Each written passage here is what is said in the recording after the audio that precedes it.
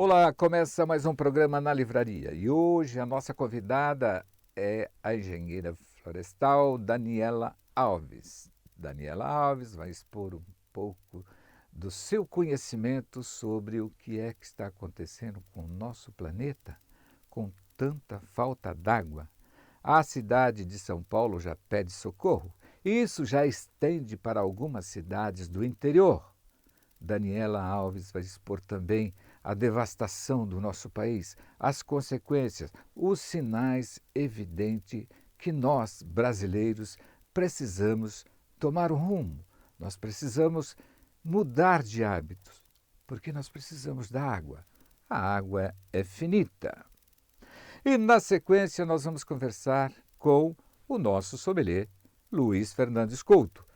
Vai dar umas dicas sobre esse precioso líquido, a delícia do vinho, o encanto das uvas, de onde vem, como faz esse precioso líquido, o vinho.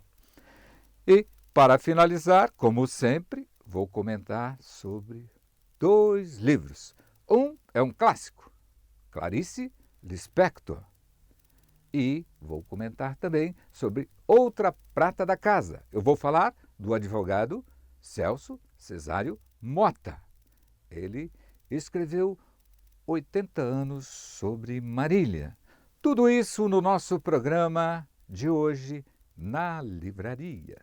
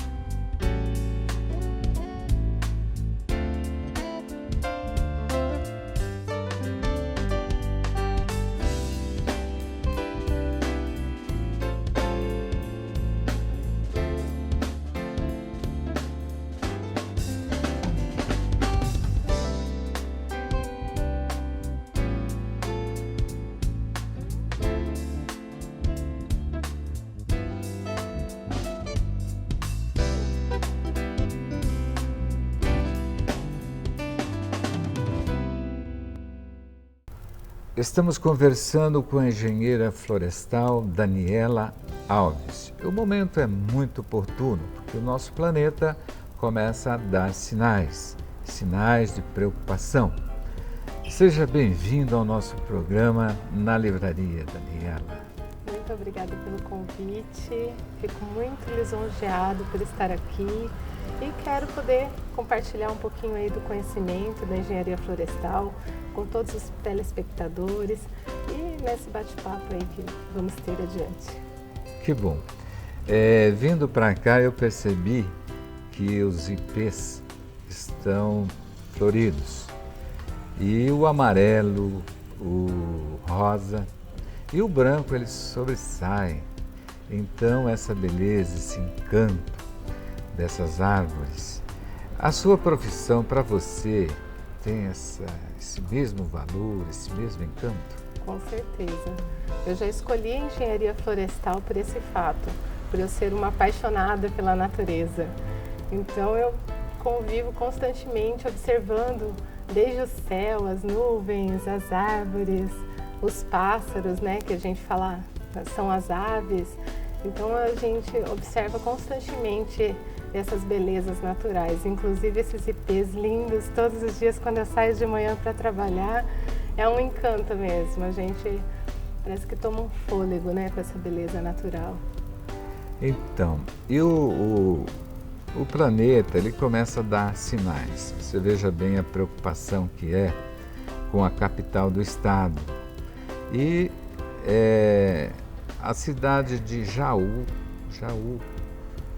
uma cidade do interior, ela já está decretado calamidade pública em razão desses acontecimentos. Você acha, a curto prazo, que esses governantes encontrarão uma situação para resolver essa emergência? Olha, Depende muito também da ação conjunta, eu acredito. Desde os órgãos públicos, como também a comunidade. Porque para você preservar e para você não deixar nessa calamidade, você tem que ter uma ação conjunta. Não adianta só também o político ou a prefeitura, o órgão, né, impor uma situação aí para recuperar o ambiente, se a comunidade também não age em conjunto. Eu acho que a curto prazo, vamos dizer aí 2 anos, não é possível reverter a situação. Mas eu digo que a médio prazo sim, é possível, mas desde que seja uma ação conjunta. Daniela, eu percebo que os órgãos públicos, por exemplo, eles têm a dificuldade de contratar pessoas com essa capacidade, esse conhecimento acadêmico e acaba contratando ali pessoas com cargo de comissão. Isso fica a desejar para o atendimento no tocante ao saneamento básico, à água. A universidade, ela tem tido muito acesso a esses conhecimentos e esses alunos, esses formandos que saem da universidade, eles saem preparados para resolver a situação atual do nosso meio ambiente? Olha, eu vou responder da seguinte forma, que quem faz a faculdade é o aluno. Tem sim profissionais capacitados que saem da faculdade, que já conseguem resolver muitos problemas. E realmente hoje o órgão público, ele tem esses cargos comissionados que nem sempre é a pessoa apropriada para executar a tal função. Então acredito que muitos profissionais da minha área procuraram secretarias de meio ambiente para estagiar, conseguiram executar com sucesso, implantar novas ações e ajudar a prefeitura e os órgãos públicos. Mas eu digo o seguinte, que depende muito da política. Então, de procurar profissionais capacitados mesmo para resolver a situação, porque o cargo comissionado muitas vezes deixa a desejar e a pessoa não consegue executar bem o trabalho. Porque precisa, né? Tudo que é relacionado ao recurso hídrico, ao meio ambiente, precisa de um conhecimento maior. Explica para os nossos telespectadores como que funciona, qual é a função verdadeira da árvore. Bem, nossa, tem tantas funções. Quando nós temos, né, na faculdade de Engenharia Florestal, nos fornece aí um conhecimento mais amplo sobre a função da árvore. A árvore, ela é desde o clima, que ela, né, refresca o ambiente. Inclusive fizeram uma pesquisa científica dizendo que a árvore, se você tiver 5 árvores em um ambiente, é como se você estivesse num espaço com ar-condicionado. Então ela refresca mesmo, dá um conforto térmico ao ambiente. E também a função dela para penetrar a água dentro do solo. Então a água da chuva ela cai na árvore, fica aquela água reservada nas suas folhas e as folhas vão gotejando, vão caindo, né, bem devagarinho até chegar ao solo e penetrar para preencher o lençol freático. Nos dá sombra, nos dá beleza. Então a função da árvore aí são inúmeras funções.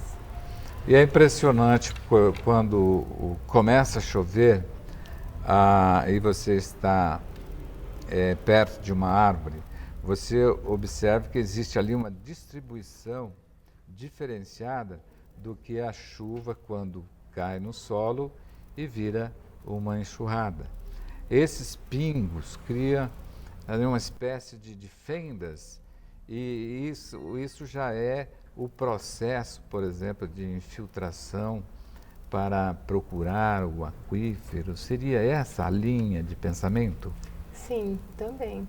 Porque a função da floresta em si, eu vou falar da floresta, nós chamamos o termo técnico evapotranspiração. Através desse processo que ocorre toda a reserva dessa água para preencher os lençóis freáticos. Por quê? Se não tiver água, o que acontece? A água da chuva ela cai direto ao solo e já escoa rapidamente em direção ao rio, porque é por declive. Então não dá tempo de penetrar as gotículas de água dentro do solo. Então não tem a sua função. Então a árvore em si ela é muito importante para preencher, para ajudar a ser uma grande auxiliadora no preenchimento, né, dos reservatórios aí, lençóis freáticos. Mas, por exemplo, na cidade, existem cidades que têm muitas árvores. Sim. Marília é uma cidade que não tem tantas árvores. A função dessa árvore, por exemplo, numa calçada? A função da árvore, ela fornece alimento para as aves existentes que migram para as cidades por não ter locais para elas morarem. Então, como a cidade ela vai indo em direção à floresta, vai tirando espaço desses animais e esses animais ficam nessas árvores. E o oxigênio, principalmente o oxigênio. Então ela consegue transformar todo o poluente, né, o dióxido de carbono, em oxigênio. Daniela, eu vivi uma fase da minha vida, na adolescência, que eu presenciei a devastação aqui na nossa região. Fazenda do Estado tinha aí 20 alqueires de mata virgem. E essa mata ela era completa em termos de faunas, o rio era conservado, os peixes que você conseguia pescar. As pessoas mais velhas da nossa cidade frequentou muito o rio Tibiriçá, e era quase que um turismo o rio. E veio uma autorização do governo aonde foi devastado aí, vamos imaginar, 15 alqueires. E ali tinha árvores de dimensão extraordinária, o tamanho dessa árvore. Nós tínhamos ali árvores como a peroba, o cedro, o ipê, árvores centenárias, e tudo isso foi derrubado com as máquinas de esteira, né? E hoje você vai até esse lugar, está tudo abandonado. Então, se esses sinais de devastação na minha adolescência, ele continua na maior reserva, né, que nós somos donos da maior reserva ecológica do mundo, se persistir esse modelo de devastação, os efeitos serão assustadores. Sim. O que as universidades têm feito para bloquear essa maneira de devastação, esse egoísmo do homem? Bem, as universidades elas são grandes aliadas para nos contemplar aí com conhecimento. E ela faz o que hoje? Existem projetos científicos onde determina o grau de impacto ambiental no local devastado. Então ele coloca os estudantes no local e identifica qual foi o impacto negativo causado naquela área. Então levanta espécies, levanta as árvores que ficaram no local e compara com mapeamentos anteriores.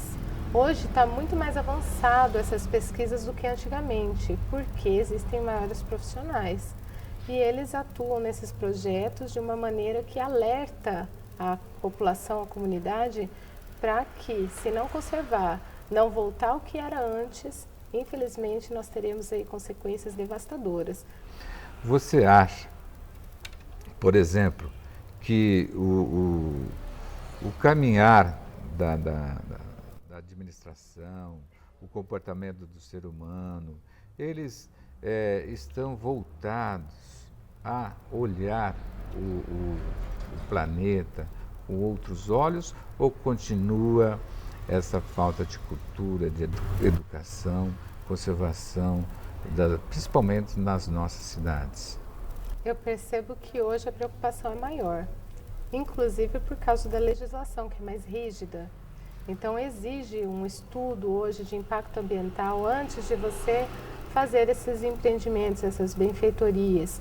Então, antes de ter uma estrada cortando uma floresta, existe todo um levantamento, né, da fauna, da flora da região, para falar qual que é a solução para causar menos impacto naquele local.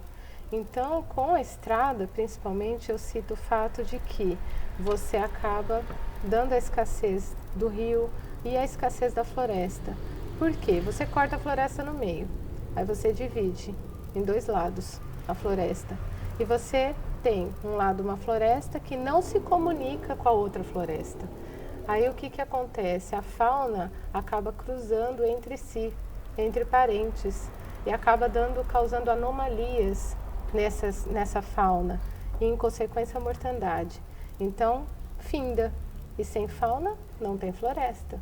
Porque a fauna, eles são parceiros da floresta devido ao fato aí de ajudar na poda de árvores que precisam dessa poda para sobreviver, também na alimentação desses frutos e dispersam essas sementes. Então, aí fica desconectado. Hoje já existem leis que falam, você vai construir uma estrada? Então, constrói também uma ponte para a fauna transportar aí de um lado para o outro os seus alimentos e também poder se comunicar com uma família e a outra e cruzarem entre si. Qual é a sua esperança?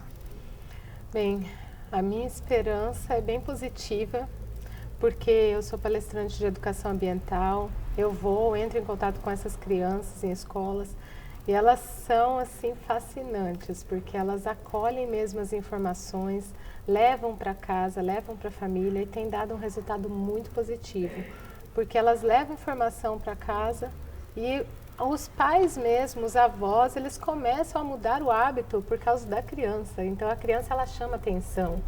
Então o fato hoje que a gente diz da água, fecha a torneira para escovar os dentes. Poxa vida, você vai se ensaboar, fecha o chuveiro. Ô mãe, você fica aí, jogando água na calçada, varre antes. Então as informações que as crianças recebem na escola, elas levam para casa. E a minha esperança é bem positiva para o futuro, porque eu acredito que tem muitos profissionais competentes e essa futura geração ela está mais consciente. Por exemplo, eu percebo que existe hoje a plantação de eucalipto, já virou uma cultura, Sim. né? E essa árvore, o eucalipto, substitui as árvores nativas? Não, de maneira alguma, porque o eucalipto, quando tem um plantio de eucalipto, nós falamos que é a monocultura, é uma espécie só, e é uma floresta vazia, porque não dá alimento para a fauna, não dá o fornecimento necessário de ambiente para essa fauna morar. Então nós falamos que a monocultura realmente é um problema porque é uma floresta vazia. Ela não substitui de maneira alguma a floresta nativa. A floresta nativa ela tem a biodiversidade, então ela tem desde a formiguinha, todos os insetos, locais para as borboletas botarem os seus ovinhos. Então assim, não substitui em hipótese alguma a floresta nativa. É uma monocultura. Porque você observa que uma árvore, por exemplo, se vamos imaginar um ipê numa floresta, embaixo tem toda aquela infinidade de espécies, inclusive os cipós, que ele entrelaçam entre as toras, os diâmetros do ipê, que acaba deixando a árvore linda, maravilhosa. E tudo isso aí tem um significado. Sim. E você observa que o eucalipto, ele simplesmente é uma lavoura, praticamente. Eu digo mesmo com o cheiro, que tem uns eucaliptos que são, a folha é muito cheirosa, parece um perfume, não é? É a espécie Citriodora, que ela é realmente plantada para óleos essenciais. Tem uma quantidade de óleo essencial incrível nas suas folhas. Então, realmente é muito cheirosa. Mas isso acontece também com os pinos? Sim, os pinos também. Mas os pinos hoje... Parece que os pinos ele tem mais galhos. Agora eu não sei qual que é o procedimento, numa lavoura de pinos. Se tem esse efeito, é um pouco melhor que o eucalipto. Não, eu digo que é o mesmo efeito. Mesmo efeito, não tem como dar essa visão de conservação. Não, é monocultura da mesma maneira. Então isso estende também para os canaviais? Sim, toda monocultura ela não fornece local necessário para habitar a fauna silvestre. Tá? Então, monocultura. A diferença entre pinos e eucalipto é que o eucalipto ele nos fornece papel e o pinus nos fornece papelão. Estou dando um exemplo, né? Eu digo que as árvores, né, na monocultura e lavoura, ela também consegue sim, não completamente como uma floresta nativa, mas consegue sim também fazer o gotejamento dessa água para preencher o lençol freático. Por exemplo, uma lavoura de cana, existe o gotejamento? Existe também. É muito menos do que comparado a uma árvore nativa, mas também existe, porque ela vai proteger o solo, ela protege. Então, hoje em dia até não é permitido mais a queima, então, da cana-de-açúcar para a sua colheita. Então, assim, ela também ajuda a preencher, sim, os lençóis freáticos. Agora, a ameaça, né, do aquífero, ela existe. Só que eu acho que as cidades, elas precisam se preocupar da seguinte forma, de ter uma árvore em frente à sua casa, as calçadas. Se você for pensar na cidade, a cidade ela é toda impermeável. Então ela tem o asfalto, tem o cimento, não tem local na cidade para chover e infiltrar no lençol freático. Por isso que hoje existe um grande problema da escassez da água, porque as cidades elas são impermeáveis, né? Então, uma das soluções qual seria? A calçada ecológica. O que é a calçada ecológica hoje? É você ter uma árvore na frente da sua residência e aqueles pisos que são permeáveis, que tem poros, que pode penetrar a água, que ela é bem devagar, então ela consegue chegar no lençol freático, e a presença de grama, porque se tiver só o solo também não resolve, a água bate e vai direto embora. Você falando sobre isso, eu estou observando que os condomínios já têm uma preocupação maior sobre esse processo de infiltração. Tanto é que tem alguns condomínios que não é asfalto mais, né? Hoje os loteamentos, eles são mais ecológicos devido à legislação também. A legislação, ela exige obriga isso o hoje. acompanhamento de um engenheiro florestal, Sim. por exemplo, no processo de um novo loteamento. Exato, exatamente. Inclusive, todo loteamento hoje é exigido área verde. Então, precisa ter área verde dentro do loteamento para compensar todo o espaço que ele vai, né, impermeabilizar. Então, ele realmente exige hoje pela lei que tenha essa preocupação para a gente futuramente não ficar sem água. A preocupação de outros países.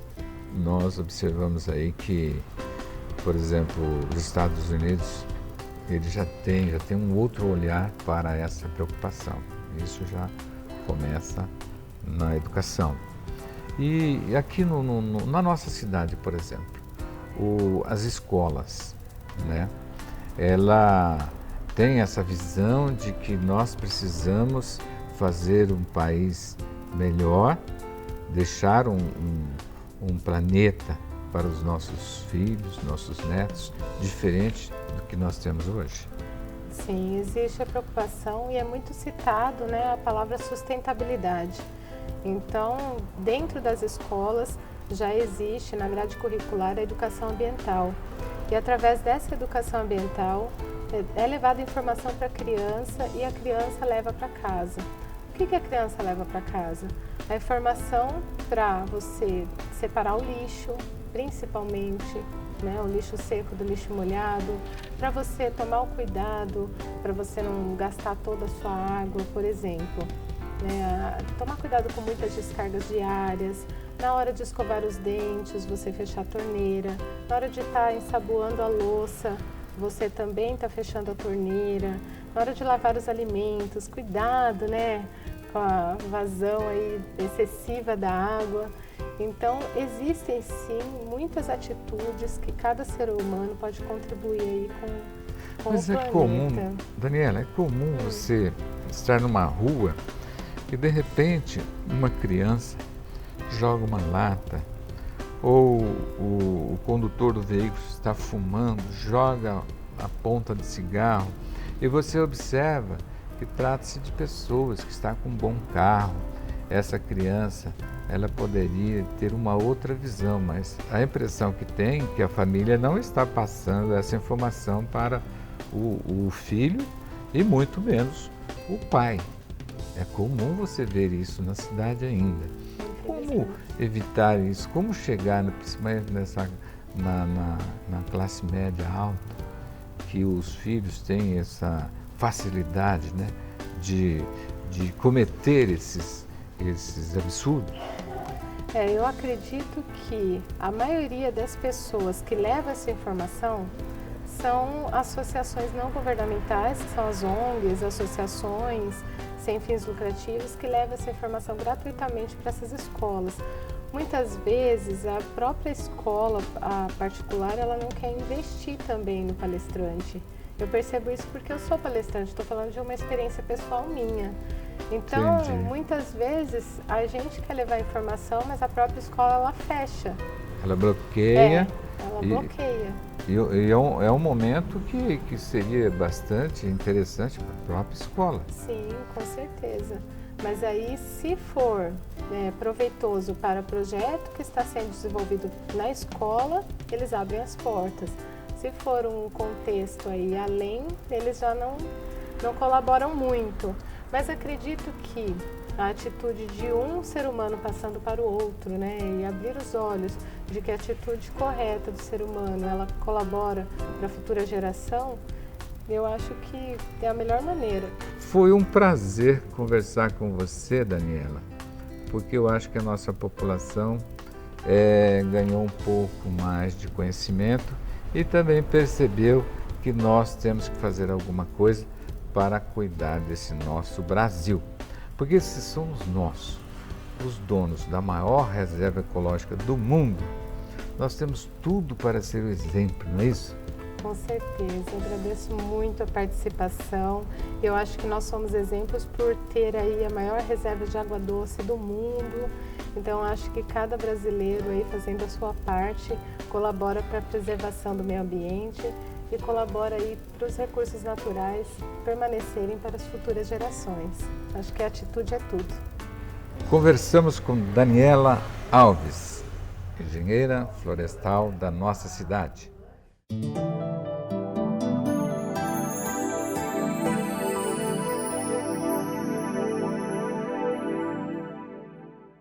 Olá, quem vos fala é o sommelier Luiz Escolto. Estou aqui para dar algumas dicas do mundo do vinho. Quero te apresentar hoje um equipamento que o sommelier normalmente utiliza quando o objetivo é oxigenar o vinho. Essa prática varia de ambiente para ambiente, muito utilizada em alguns ambientes, em algumas vinícolas, né? O vinho, então, especialmente o vinho tinto, é mais utilizado para esse procedimento. Ele é colocado, então, aqui por essa abertura e ele fica numa temperatura adequada por algum tempo e depois, em seguida, passa-se a fazer o serviço de distribuir esse vinho decantado nas taças. Basicamente, o objetivo é fazer com que haja uma explosão dos aromas, uma abertura do paladar com a presença desses aromas. Também se pode fazer boas caracterizações de possíveis componentes neste vinho agora, porque ele está sendo oxigenado, né? Ele é delicioso, poderá ficar assim um momento muito agradável e vai garantir que o vinho pode ser servido de um modo refrescante. Esse é o decanter. Você pode utilizá-lo com tranquilidade, que ele vai te trazer este prazer. Bem, para hoje, o que eu tinha a dizer sobre decanter é isso. Obrigado e até o próximo encontro.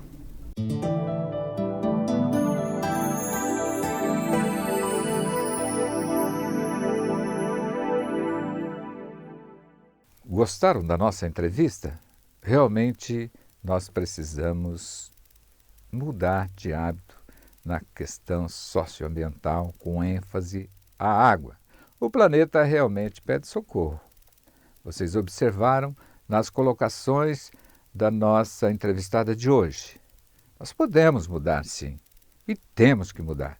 Se continuar esse modelo de conservação que aí está as consequências podem ser terríveis, mas nós não vamos deixar escapar do controle o nosso querido planeta Terra. Mas eu vou comentar sobre os dois livros. Um clássico, Clarice Lispector, a sua biografia. E tem uma coisa que encanta em Clarice Lispector. São os textos curtos, mas de altíssima precisão. Tem um que eu gosto muito. Se uma pessoa fizesse só o que entende, jamais avançaria um passo sequer. Clarice Lispector. Essa é a biografia encantadora dessa escritora que fez história no mundo. Clarice Lispector. Uma biografia que vale a pena ter na sua biblioteca. Clarice Lispector. E é um prazer falar de Celso Cesário Mota, um renomado advogado da nossa cidade. E ele escreveu vários livros. Eu destaque aqui para Marília, 80 anos de progresso. E aqui tem fotos que remetem à minha infância. Eu fui criado na Vila São Miguel. E aqui tem umas fotos da Indústria Zilo, do Matarazzo, que todo aquele movimento, as crianças gostavam de ver aquele movimento, aqueles caminhões, aquelas pessoas todas ali movimentando o progresso da nossa cidade. É um livro que vale a pena ter também na sua biblioteca, porque é a história da nossa cidade. Celso Cesário Mota, escritor e poeta. Termina aqui mais um programa na livraria. Convido você para o nosso próximo programa. Agradeço imensamente a sua audiência. Até a próxima semana com mais um programa na livraria. Já cantei no mato, na beira de um riacho, bem juntinho dela. Já cantei na rua, olhando pra lua, agarradinho com ela. Já cantei na praça, já cantei de graça, a pedido dela. Fui cantar no estrangeiro pra ganhar dinheiro, mas eu fui sem ela. Não pude aguentar, tive que